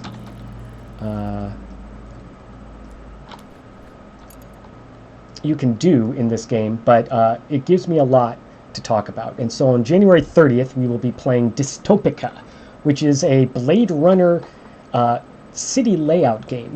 There's no game. You're just laying out a beautiful Blade Runner style cyberpunk city. And it's got all the bits and bobs that I can talk a little bit about level design. And that will be the topic, a little bit about level design. Again, I'm not here to teach you game design. I'm talking about what's the design behind how we do these things. So really about level design, I'm going to be talking about some pretty esoteric stuff about negative space, positive space, and not from the artistic standpoint, but from the emotional standpoint. On February 6th, I will be playing Evil Genius 2, and I will be talking about rivals are heroes. On February 13th, I'll be playing The Sims 4, and the topic will be Love is Just a Number. And on February 20th, I will be playing Firewatch. The topic will be Breaking Up Burns. I'd like to thank you, the massive crowd that beat down the door of our Twitch server to witness loss and triumph in this card game. I want to thank Pri and Chris, the founders of our feast, and the leadership of PyTrap. I literally wouldn't be here if you didn't want to make games. And with that, I'm going to hang out for a couple minutes to play out some time. And hopefully we can get, some cult going here. I got all Claire. She seems rad. And by the way, you're rad. Be well.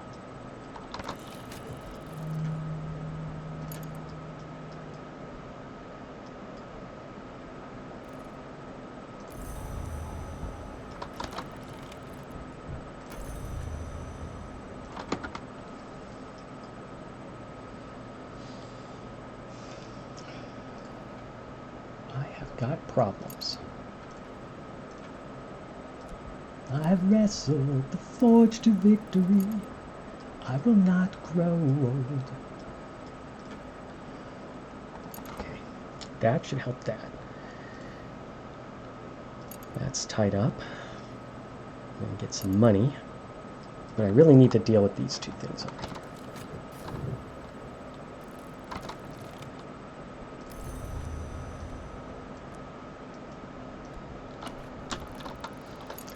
Health, go for a healthy walk. And I don't have any health anymore to work, but I do have this vivid imagination, and with it I can paint. We've got Mystique and Notoriety happening. Notoriety can get you arrested and taken away by the magic police. Mystique is that. It makes investigators investigate, but they don't have anything on you, but everyone else is interested. So I'm going to paint those two things. It's kind of dangerous, but why not? And my inspiration will be the restlessness. So get that out of the way.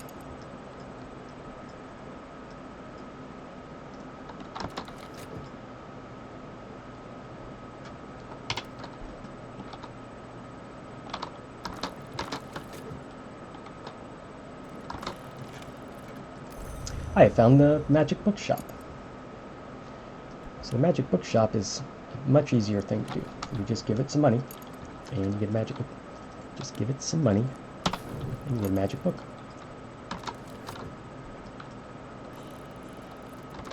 I need to throw some money in here to finish my painting.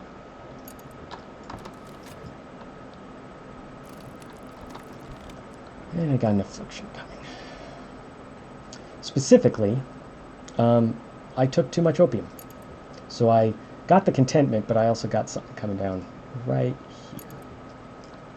I want to thank our new subscriber and the happy psychic emanations I'm getting from some people who will be viewing us in the future times on YouTube.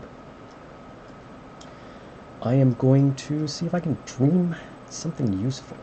So I've knocked off another one of these dreads, but that doesn't solve the problem. But then I have this injury, so let's deal with the injury. I can use vitality or money. I've got vitality, I'm a strong boy. There we go. So I'm sick.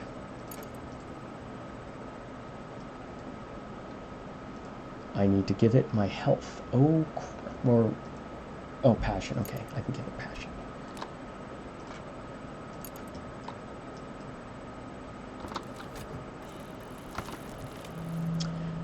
That's a spot for us to stop. When playing a timer twiddling game, you can sometimes get into cases like this. 4 different verbs finished, 2 different verbs were generated, one of which is a good verb, one of which is a bad verb.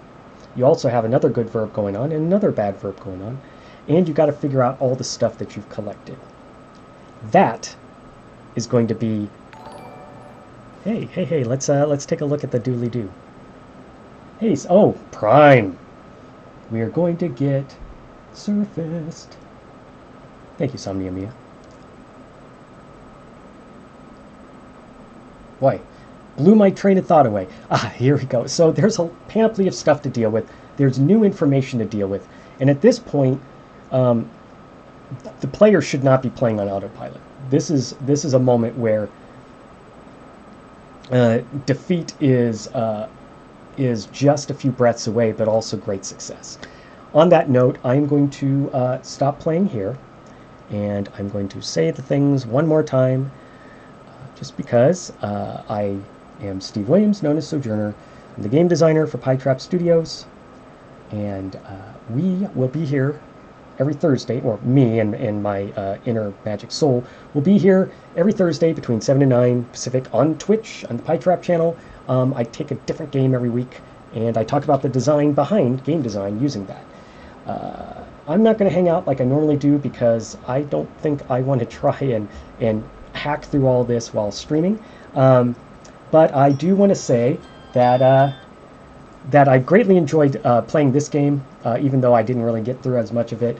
The topic was really crunchy, and I'm looking forward to a lot more just flowing play on Dystopica, and occasionally talking a little bit about Blade Runner, talking a little bit about William Gibson, and talking a lot about a little bit about level design. Buttons to be pushed. There are many buttons I could push wrong here, but we're going to do our best. Be well.